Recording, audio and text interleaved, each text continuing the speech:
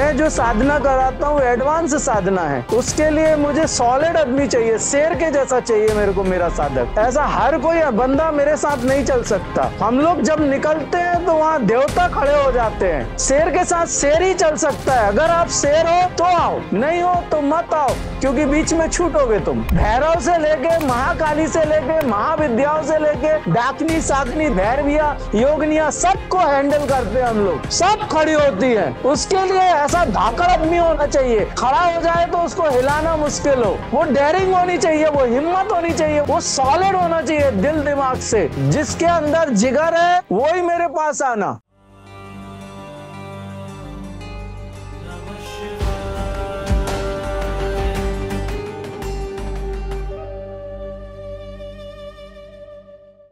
नमः शिवाय भैया जी। मैं रोज जब शिव जी की साधना करता हूँ तो वहाँ पास में पक्षी आकर बैठ जाते थे। ऐसा क्यों होता है भैया जी, कृपया मार्गदर्शन करें। एक्चुअल क्या होता है, जानवरों में और पक्षियों में क्या होता है, वो एनर्जी को स्कैन करना बड़ी अच्छी तरीके से जानते हैं। अगर कहीं पे कोई एक डिवाइन वर्क हो रहा है और वहाँ पे रिलैक्सेशन वाली एनर्जी है तो वो रुक जाते हैं। वहाँ नेचर से जुड़े होते हैं। अगर नेचर में कोई हायर फ्रिक्वेंसी की एनर्जी कहीं क्रिएट हो तो वो रुक जाते हैं। वहाँ उनको वहाँ सुकून आता है, इसलिए बैठते हैं वो। नमः शिवाय भैया जी। क्या बच्चों के लिए ऐसी कोई साधना है जिससे वे आध्यात्मिक ऊंचाइयों को प्राप्त कर सकें? कृपया मार्गदर्शन करें। हमारे यहाँ पे क्या होता है कि जो साधक होते हैं, संजीवनी की दीक्षा लेते हैं या जो साधना करते हैं, उनके बच्चों के लिए हम लोग क्या है, सारस्वत साधना करते हैं। एक्चुअल क्या हुआ कि मैंने देखा है कि जिन परिवारों में उनके माता पिता साधना करते हैं तो बच्चों के अंदर उनमें संस्कार आते हैं माता पिता के, वो भी ऐसे बैठते हैं। तो उसमें हम लोगों ने क्या किया कि हमारे जो साधक रहते हैं उनके बच्चों को स्पेशली 5 दिन या 10 दिन के लिए सारस्वत साधना कराते हैं। बड़े लोगों को क्या है, उनके अंदर कई विकार आ जाते हैं। जितने वो बड़े होते जाते हैं उनका मन उतना पीड़ा से भरता जाता है, लेकिन बच्चे एकदम क्लीन होते हैं, उनका मन एकदम शुद्ध होता है, बहुत हद तक वो बेहतरीन होते हैं, तो वो डायरेक्ट सारस्वत साधना पे चले जाते हैं। लेकिन एक बात है कि माता पिता अगर साधना करते हैं और थोड़े अच्छे साधक है, उन्हीं के बच्चों को दी जाती है, क्योंकि उनमें पहले से थोड़े संस्कार होने आवश्यक हैं। जब तक आप कोई उनको साधना शिविर नहीं कराते तब तक भ्रामरी प्राणायाम और त्राटक कराइए और बच्चे को बोलिए श्वास पे ध्यान देने की कोशिश करिए। 3 चीजें उनको तैयार करेंगी एक अच्छे व्यक्तित्व के लिए और एक अच्छी साधना के लिए। आपके पास इसका कोई व्यवस्था है क्या? कभी मैं खुद आता हूँ तो बच्चा को भी लेके आ सकता हूँ वहाँ? हाँ, जब आप साधना करोगे, साधक बनोगे, तब आपके बच्चों के लिए सारस्वत साधना रहती है। अभी नहीं है, लेकिन आने वाले समय में मैं स्टार्ट करूंगा। पहले मैं आज से 10-12 साल पहले सारस्वत साधना करता था, बच्चों के साथ भगवती सरस्वती का आवाहन करता था, तो उससे बच्चों की जो बौद्धिक क्षमता है वो बहुत बढ़ती थी। और दूसरी बात, बच्चों में एक एज के बाद में हार्मोनल सिक्रेशंस होने स्टार्ट होते हैं, तो 6-7 के बाद में उनके मार्क्स जो है गिरने लगते हैं। उस समय बच्चों को उसके पहले ही उसके लिए तैयार कर लेते हैं कि जो हार्मोनल सिक्रेशंस अगर उनके अंदर कुछ ऐसे चेंजेस होते हैं या उनके शरीर में विकास होता है तो उस समय उनको एक झटका ना लगे और वो अपनी व्यवस्थाओं को एक व्यवस्थित तरीके से आगे बढ़ाते चले जाएं और उनका मन थोड़ा शांत रहे और संतुलित रहे। नमः शिवाय भैया जी। मेरे गुरु पहले से ही हैं, तो क्या आपसे साधना सीखना गुरुद्रोह होगा? कृपया मार्गदर्शन करें। पिता एक होता है, काका 10 हो सकते हैं। गुरु गुरु ही रहेगा आपका, उसको मत छोड़ो। गुरु को छोड़ने की कोई जरूरत नहीं है जी। आप आगे अपनी साधना करो, नॉलेज लो और वापस जाओ। आपको गुरु बनाने की कोई जरूरत ही नहीं मुझे जी। अपना काम निकालो, आध्यात्मिक उन्नति करो, मजे करो। अच्छा, आपका गुरु रहेगा जी। बिल्कुल ठीक है। नमः शिवाय। नमः शिवाय। नमः शिवाय भैया जी। क्या आप श्रीविद्या की साधना का ज्ञान भी देते हैं? मैं महाविद्याओं की साधना करता हूँ, लेकिन मैं जल्दबाजी में श्री विद्या नहीं देता। मैं जब तक यहाँ तक के चक्रों पे आपको अच्छे से काम नहीं करा लेता। श्री विद्या को षोडशी कहा जाता है। जी जी। षोडशी का मतलब है 15 कलाओं के साथ वो संयुक्त होती है, वो 1 और 15 तब 16 बनती है। विशुद्धि चक्र में 16 पेटल्स हैं। जब तक तुम्हारे ये सारे चक्रास बेहतरीन नहीं हो जाएंगे तब तक मैं श्री विद्या का आवाहन उचित नहीं समझता, क्योंकि आपको भगवती का आवाहन करना है, बिठालना है, तो वो साफ सुथरा तो करो, जल्दबाजी मत करो। श्री विद्या में एक बार श्री विद्या लो, लेकिन उसके पहले जितनी तैयारियां करनी है, जितनी साफ सफाई करनी है, जितनी उसके आने के पहले जो सब व्यवस्थाएं करनी है, वो सब करो। उसके बाद जब वो आए तो वो जाने ना पाए। आपने किसी से ले लिए अच्छी बात है, लेकिन अब उसके आगे उसी मंत्र पे अगर आपको कभी समय मिले तो पहले नीचे के चक्रास पे काम करना। उनमें बहुत इंपॉर्टेंट वर्क होते हैं, बहुत महत्वपूर्ण चीजें होती है श्री विद्या के पहले भी। वो करके देखो मेरे साथ, आपकी श्री विद्या और ज्यादा पावरफुल हो जाएगी उससे। नमस्कार। नमः शिवाय। नमः शिवाय भैया जी। जब मैं साधना करने बैठता हूँ तो मैं पीड़ा की वजह से 40 मिनट से ज्यादा नहीं बैठ पाता हूँ। ऐसा क्यों होता है भैया जी? कृपया मार्गदर्शन करें। हमारे यहाँ जो साधक आते हैं तो हम उनकी सिटिंग कैपेसिटी के लिए अलग साधना कराते हैं, वो मंत्राज अलग होते हैं। आप अगर हमारे पास आएंगे या कुछ ऐसा करेंगे, या तो आपकी एक्सरसाइज प्रॉपर नहीं हो रही। दूसरी चीज, मैं एक बात बताऊं कि इस पे जो धमनी की साधना होती है, ऑर्टरी की साधना होती है, ऑर्टरी की साधना से हम लोग अपनी सिटिंग कैपेसिटी बढ़ा लेते हैं, हमारे साधक लोग। लेकिन एक बात है कि हमारे यहाँ डिस्टेंस सीलिंग होती है 9:15 से 10:15 तक। तो कुछ हमारे साधक हैं जो आर्टरी की एनर्जी फ्लो करते हैं। मैं नहीं रहता उसमें स्थूल रूप से, लेकिन वो आर्टरी की एनर्जी फ्लो करते हैं, उनके पास बहुत सारी एनर्जीज हैं। तो आप हमारे कांटेक्ट नंबर पे वो बोलो और उनको कहो कि जब भी वो आर्टरी की एनर्जी फ्लो करेंगे तो प्लीज आपको इन्फॉर्म करेंगे, तो आप वहां बैठ जाओ, वो यहाँ से एनर्जी दे देंगे, तो सिटिंग कैपेसिटी बढ़ना स्टार्ट हो जाएगी उसमें। नमः शिवाय। आशीर्वाद कीजिएगा गुरुजी ताकि आपसे मिल पाए। Bless you. आशीर्वाद अच्छा हो, आपकी साधना और ऊपर उठे, भगवान कृपा करे। नमः शिवाय भैया जी। मैं रामकृष्ण परमहंस को गुरु मानता हूँ और वही सोचकर साधना करता हूँ, पर भी जीवन पीड़ा से भरा है। कृपया मार्गदर्शन करें। आपने गलती करी। आप जिसको सुन नहीं सकते, आप जिसको देख नहीं सकते, आपने उसको गुरु कर लिया। अब जो मार्गदर्शन तुम्हें मिलना चाहिए, जो सहायता तुम्हें मिलनी चाहिए, वो तुम उसको रिसीव नहीं कर पा रहे। अगर तुम्हारी कॉन्शियसनेस शरीर में है तो शरीर वाला गुरु तुम्हें चाहिए। अगर तुम कॉन्शियसनेस से हाई डायमेंशनल कॉन्शियसनेस हो गई तो तुम रामकृष्ण को गुरु बना सकते हो, उनको तुम देख सकते हो, उनसे बात कर सकते हो। लेकिन तुम्हारी कॉन्शियसनेस अभी बॉडी में है और तुम रामकृष्ण को गुरु बनाओगे तो ये तो झगड़े होंगे ही होंगे। कोई अच्छा गुरु स्वीकार करो, उसको जाके समर्पण करो, वो स्वीकार करेगा तो कुछ अच्छा बताएगा तुम्हें और जीवन बेहतरीन होगा, थोड़ा सुधरेगा। ऐसे काम करोगे कि रामकृष्ण को गुरु बना के और माँ काली का आवाहन करोगे और कुछ भी करोगे और तुम बोलोगे हमारे जीवन में सब बेहतरीन हो, तो ऐसे नहीं होता दोस्त। नमः शिवाय भैया जी। ओशो द्वारा बताई हुई साधना से मेरी कुंडलिनी जागृत हो गई, लेकिन मेरा उस पर कोई काबू नहीं है। कृपया मार्गदर्शन करें। भाई साहब, उसको तुम कैसे कंट्रोल कर दोगे? वो आदि शक्ति है, उसको शिव कंट्रोल नहीं कर पाता, तुम कैसे कंट्रोल करोगे? कुंडलिनी शक्ति के लिए गुरु की आवश्यकता होती है। गुरु करो, कहीं पे अच्छे गुरु ढूंढो और उनके साथ में साधना करो तो सुरक्षित रहोगे, नहीं तो बहुत कठिन है, ये खतरनाक है ये जो कर रहे हो। नमः शिवाय भैया जी। जब मैं साधना में श्वास पर ध्यान केंद्रित करने का प्रयास करता हूँ तो जाप करते करते मैं नींद में चला जाता हूँ। कृपया मार्गदर्शन करें। भाई साहब, आप एक बात देखिए कि आप कहते हो जाप करते करते जब नींद में जाते हो, तो जब साधना के बाद की जो अनुभूति है और सुबह जब आप नींद से उठते हो वो अनुभूति, क्या दोनों एक जैसी हैं? नहीं नहीं, आप पूरा सो नहीं जाते हैं, मेडिटेशन में बैठते हैं, फिर जब मेडिटेशन करते रहते हैं जो मंत्र को लेकर करते हैं, फिर उसके बाद क्या होता है, धीरे धीरे नींद आ जाता है और 40-45 मिनट के बाद पता चलता है कि अरे मैं तो नींद में चला गया था। फिर टाइम जैसे हो जाता है 10-15 जैसे हो जाता है तब उठते हैं। तो मैं यही जानना चाहता था कि जो नींद आ जाता है तो उसके लिए कैसा क्या कर सकते हैं? नींद नहीं है वो, तंद्रा, निद्रा, तुरिया, तुरियातीता, ये अलग अलग स्थितियां हैं। नींद अलग है। मैं आपको ही समझाने की कोशिश कर रहा हूँ। जब आप सो के उठते हो तो एक अलग फीलिंग होती है, और जब आप साधना कर रहे हो तो उसमें आप गहरे में जब उतर जाते हो तो अनकॉन्शियस होते हो। नींद नहीं है वो बेहतरीन है, उसी के लिए साधना होती है। वो साधना फिर तुम्हें करनी नहीं पड़ती, वो अपने आप होती है। वो 40-45 मिनट जो तुम कर रहे थे वो उससे बेहतर होती है। तो उसको नींद नहीं बोलते, उसको तुरिया बोलते हैं। नींद की अलग फीलिंग आती है। ये बेहतरीन अवस्था है, ये साधक के लिए एक अच्छी व्यवस्था है। नमः शिवाय भैया जी, क्या चक्र साधना से मैं मेरे ब्रह्मलीन गुरु से मिल सकता हूँ और क्या पितृ निवारण संभव है तथा हृदय के रोग ठीक हो सकते हैं? कृपया मार्गदर्शन करें।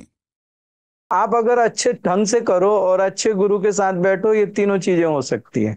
नमः शिवाय भैया जी, क्या मैं इसी जन्म में अध्यात्म की ऊंचाइयों को छूकर इसी श्री कृष्ण के दर्शन कर सकती हूँ? कृपया मार्गदर्शन करें।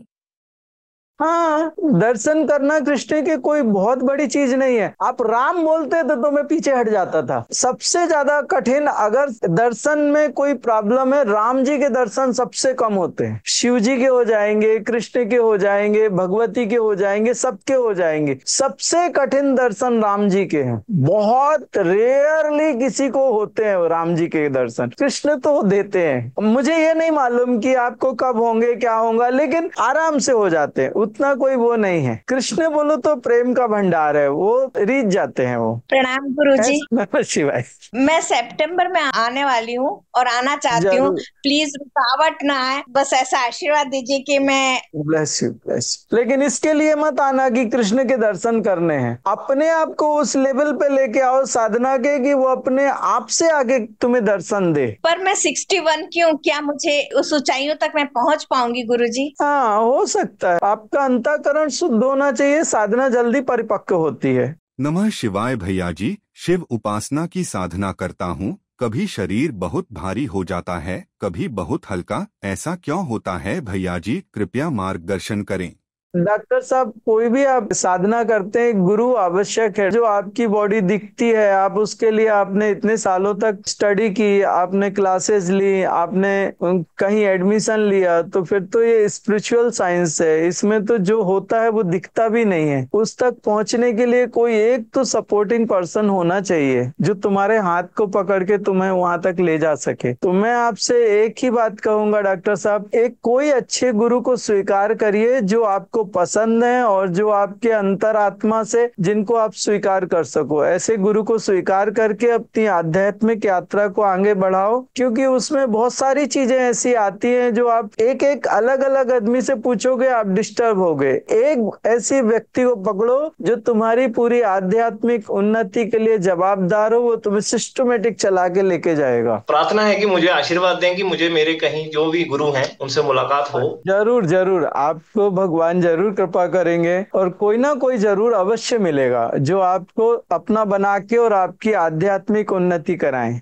नमः शिवाय भैया जी, मेरे गुरु स्वप्न में आते हैं और स्वप्न कभी बहुत नकारात्मक या सकारात्मक होते हैं।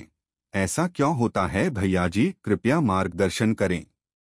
गुरु कभी नेगेटिव नहीं होते और सिद्ध कभी ऐसे नहीं करते कि नेगेटिव हो जाए। साधक की ऊर्जा को खींचने के लिए कुछ एंटिटीज ये फालतूगिरी करती हैं। कभी कभी ऐसा मैंने देखा है, ये हम लोगों की अनुभूति है कि साधक की साधना को सुरक्षित रखना चाहिए। कोई अच्छा साधक है, साधना कर रहा है, तो एंटिटीज किसी का भी रूप धारण करके उसकी साधना की शक्ति को चुरा लेते हैं, या तांत्रिक लोग ऐसा। तो आप किसी अच्छे गुरु की शरण में जाइए और उनसे हेल्प लीजिए तो बेहतर होगा मेरे हिसाब से तो। नमः शिवाय भैया जी, मैं आपके साथ कुंडलिनी साधना करना चाहता हूँ, क्या यह संभव है?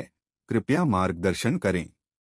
आप आ जाइए। कुंडलिनी साधना के लिए आपको सेशन अटेंड करने पड़ेंगे और मैं मूलाधार से साधना करता हूँ। मूलाधार आपको करा दूंगा। लेवल 1, लेवल 2 और लेवल 3 अभी होने वाले हैं, तो आप अपनी सुविधा के अनुसार से आप जो भी चाहते हो, 1, 2, 3 जितने जो करना चाहते हो कर सकते हो आप आराम से। ओम नमः नमः शिवाय। शिवाय। तेलंगाना से हूँ, यहाँ से गोवा तक आने की इच्छा है लेकिन क्षमता नहीं है। तो आप मेरे को किसी तरह वहां पे बुला लीजिए बोल के प्रार्थना करता हूँ गुरु जी। तो इतना तो आप लोगों को करना पड़ेगा। लोग यूएसए से आते हैं, इटली से आते हैं, सऊदी से आ रहे हैं, कहाँ कहाँ से आ रहे हैं। आप तेलंगाना से नहीं आ सकते तो मैं क्या कहूँ। ये परमात्मा को प्राप्त करने के लिए अगर आप इतना नहीं कर सकते तो मत आओ। हम लोगों ने तो अपनी जिंदगी दांव पे लगा दी, पूरा संसार छोड़ के जंगल चले गए। आप तेलंगाना से गोवा नहीं आ सकते। तेलंगाना की एक लड़की हमारे गोवा में आके सेशन करके गई, आप नहीं आ सकते। कैसे मैं बोलूं आप योग्य हो चक्रा मेडिटेशन के? हम लोगों ने अपने परमात्मा के लिए जान निकाल के रख दी उसको पाने के लिए। फाइनेंशियल स्टेबिलिटी के कारण मैं बता रहा था गुरुजी। तब होता है अगर आपके अंदर इच्छा शक्ति हो, आपने अपने गुरु की साधना करी, इच्छा शक्ति हो, तो इतना तो इंसान समर्थ होता है कि वो सब इतना कर सके। मैं थोड़ा स्टैंडिंग पर्सन चाहता हूँ, जो पहले के कोई अच्छे लोग हैं जिन्होंने साधना करी है पिछले जन्मों में या इस जन्म में। मैं जो साधना कराता हूँ एडवांस साधना है, उसके लिए मुझे सॉलिड आदमी चाहिए, शेर के जैसा चाहिए मेरे को मेरा साधक। हम लोग शेर हैं और हमारे साथ में शेर ही चल सकता है, ऐसा हर कोई बंदा मेरे साथ नहीं चल सकता। हम लोग जब निकलते हैं तो वहां देवता खड़े हो जाते हैं। शेर के साथ शेर ही चल सकता है। अगर आप शेर हो तो आओ, नहीं हो तो मत आओ, क्योंकि बीच में छूटोगे तुम। तुम्हारे अंदर उतना जिगर है, तुम्हारे अंदर उतनी डेयरिंग है, तब आओ चक्रा मेडिटेशन में। चक्रा मेडिटेशन महावीरों का काम है, कोई कमजोर लोगों का काम नहीं है चक्रा मेडिटेशन। लोग मेरे से हमेशा ये कहते हैं आप ऐसा कैसे करते हो, आप ये क्यों करते हो, आप वो क्यों करते हो। अरे भाई साहब, अगर तुम्हारे में इतनी क्षमता है तो आओ, क्योंकि हर कोई आ जाएगा। लेवल 1 लेवल 2 के बाद में डिसकंटिन्यू होगा, वो मजा नहीं है। हम लोग इतने सॉलिड रहते हैं ना कि एक बार अगर चले तो देवता भी कह देता है कि ये रुकने वाला नहीं है। देवता भी जानता है कि इसने एक बार कदम आगे बढ़ा दिया तो पीछे नहीं हटाता ये लड़का। हम लोग ऐसे लोग हैं और हमारा ग्रुप पूरा ऐसा ही है। भैरव से लेके महाकाली से लेके महाविद्याओं से लेके डाकनी साकनी दुनिया भर के भैरविया योगनिया सबको हैंडल करते हैं हम लोग। सब खड़ी होती है, उसके लिए ऐसा धाकड़ आदमी होना चाहिए। खड़ा हो जाए तो उसको हिलाना मुश्किल हो। वो डेयरिंग होनी चाहिए, वो हिम्मत होनी चाहिए, वो सॉलिड होना चाहिए दिल दिमाग से। जिसके अंदर जिगर है वही मेरे पास आना। बहाने वाले साधक लोग मुझे नहीं चाहिए। मैं शेर हूं और मेरे साथ शेर ही चलेंगे। मुझे बहुत भीड़ नहीं लगानी, लेकिन मुझे ऐसा ग्रुप बनाना है कि वो ग्रुप जब खड़ा हो तो जो चाहे वो क्रिएट कर दे वो ग्रुप। मैं ऐसे साधकों पे मेहनत करना चाहता हूं जो सॉलिड हो। मैं साधना कराऊंगा,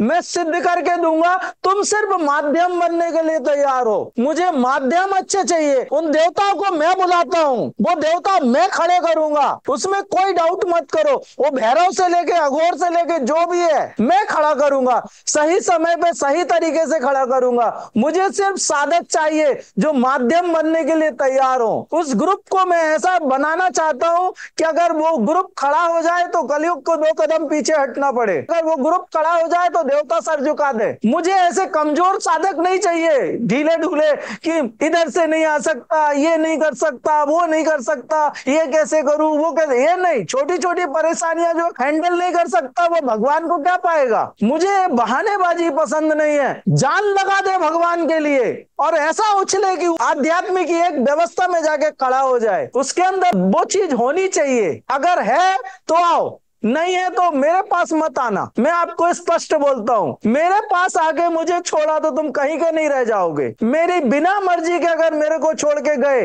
तो कोई सिद्ध तुम्हें एक्सेप्ट करेगा ही नहीं, 2-4 जन्म तक नहीं करेगा। क्योंकि हमारी जो इंटरनल कनेक्टिविटी यूनिवर्स के साथ में है। अगर यहाँ मेरे पास आके मस्ती करी तो कोई रास्ता नहीं निकलने वाला तुम्हारा। पूरे यूनिवर्स में तुम ब्लॉक कर दिए जाओगे। हम लोग सिद्ध मार्ग के साधक हैं और हम लोगों की स्थितियां वो है कि अगर हम लोग खड़े होते हैं तो देवता भी एक बार सोचता है कि क्या है ये बहानेबाजी है। इनको देख के ही समझ जाता हूँ कि साधक अपने लायक है ही नहीं है, जो छोटी छोटी बहानेबाजी करे। मुझे नहीं चाहिए ऐसे साधक। हम लोग जंगल में गए, हम लोगों ने मरने की हद तक साधना करी, कभी हम लोगों ने पैर नहीं पलटाए। जवानी के समय में जब हमारे दोस्त शादी कर रहे, जॉब कर रहे थे, मजे कर रहे थे, तब हम जंगलों में मर रहे थे। उस समय हम लोगों की जान बस निकलने वाली थी, पता नहीं 2 घंटे जिंदा रहे कि 2 दिन जिंदा रहे। उन जानवरों के बीच में पड़े थे परमात्मा को पाने के लिए, तब नहीं पलटे हम लोग। हम लोगों ने बहाने नहीं बनाए, तब हम लोग आज इस स्थिति में आए हैं। जन्मों जन्मों की साधना है। इन तकलीफों के सामने हम लोग कभी झुके नहीं। हम साधक हैं, हम सहन करना जानते हैं, हमारे अंदर सहन शक्ति है। हम लोग अगर संकल्प कर ले तो संकल्प को सिद्ध करना जानते हैं। हम साधक हैं। हमारे अंदर अगर इतनी क्षमता नहीं तो हम साधक किस काम के। और हम साधक क्यों कहें अपने आप को, अगर हमारे अंदर वो क्षमता नहीं तो। भगवान के नाम पे चल रहे रहे हैं तो कुछ तो हमारे अंदर क्षमता होनी चाहिए ना।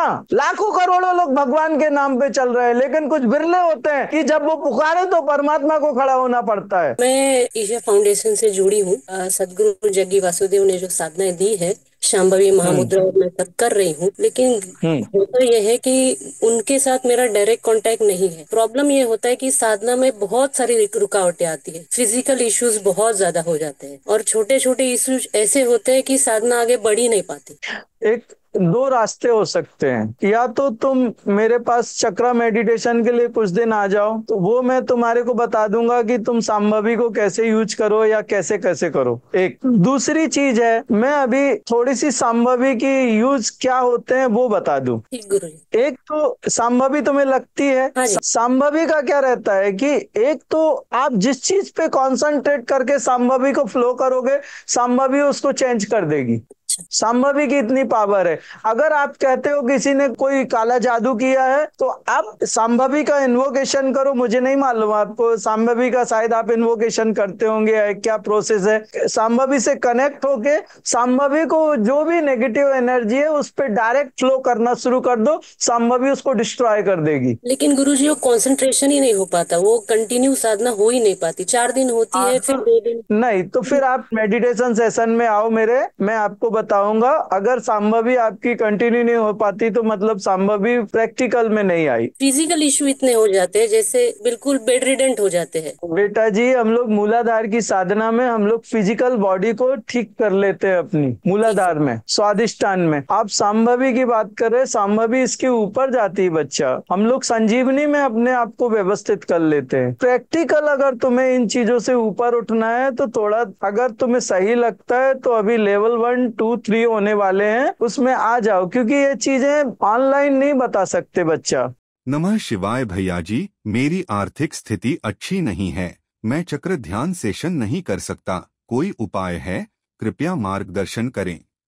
आपके संकल्प बल इतने क्षमतावान होना चाहिए कि आपका संकल्प बल सिद्ध हो सके और आप उस सेशन को अटेंड कर सको। एक बात ध्यान रखना, मेरे साथ अगर साधना करनी है तो तुम्हें कसौटियों में कसना पड़ेगा। तुम्हें कसौटी पे मैं भी कसूंगा और देवता भी कसेंगे। मेरे साथ आना मतलब मैं हर किसी को नहीं लेता, मैं कसौटियों पे कसता हूँ। आप भी जब आते हो तब आप मुझ में कुछ देखते हो, तब एक्सेप्ट करते हो। मैं भी किसी साधक को जब स्वीकार करता हूँ तो मैं भी चाहता हूँ कि वो साधक योग्य होना चाहिए उतना। अगर तुम परमात्मा से जुड़े हो तो तुम्हारे संकल्प में वो बल होना चाहिए कि तुम्हारे लिए सब आसान हो सके। अपने संकल्प बल बढ़ाओ और पूरे संकल्प के साथ आगे बढ़ो, भगवान कृपा करेगा।